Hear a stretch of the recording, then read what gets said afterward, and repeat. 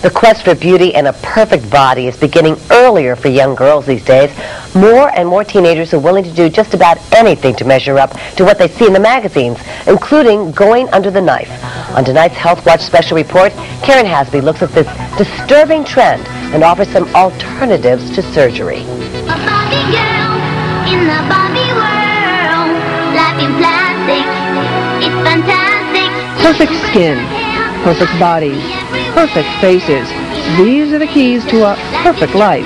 Look on the fashion runway, on TV, in movies, on magazine covers. The message bombards teens. If you want to be happy, you have to be beautiful. Apparently, kids, especially girls, are buying that message. In a recent article called Chasing Barbie, Jump magazine says almost 14,000 kids 18 and under have plastic surgery every year. Nipping and tucking, sucking fat out of and putting implants into bodies that are often still growing. When she was 14, Catherine Nygaard took a softball to the face, giving her a nose that was crushed and crooked, but her first plastic surgeon left her in even worse condition.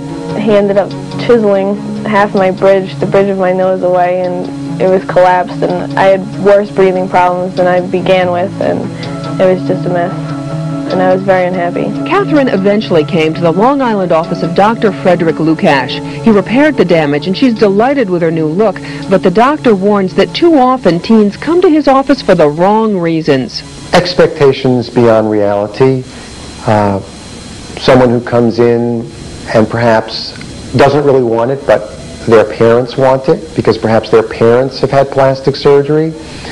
Perhaps their child may be a little bit overweight and the parents are these workout freaks, or perhaps the child has deeper issues. I didn't make the cheerleading squad. If I had bigger breasts, maybe I would be on the cheerleading squad. That doesn't mean teens should never have plastic surgery. Correcting true deformities like protruding ears, extremely large noses, or receding chins can give a child who's being shunned socially a shot at normalcy.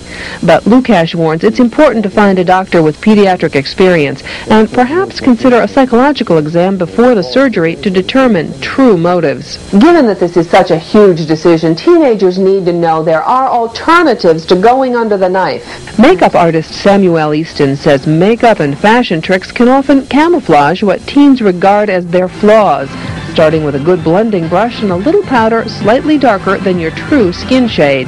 Whether you want to add a little shading on the side of the nose to make it a little thinner, you could highlight down the center of the nose. You can also shade within the cheekbone area so it looks more sculpted. Shade underneath the jowl line, again giving more of a strong definition. An alternative to collagen in the lips, slightly darker color on your top lip than your lower, and outlining the entire mouth with a pencil lighter than your skin tone. And the right haircut can make all the difference. Never have a haircut end at the widest point of the face. That will make it look wider. Good clothing choices may eliminate the need for liposuction or implants, and they're a lot cheaper. Remember, dark, solid colors minimize areas you want to make smaller. Bright colors and prints make you look bigger. A push-up bra costs $20. Breast implants cost $6,000 to $8,000. Perhaps the most important thing a teen can have is patience.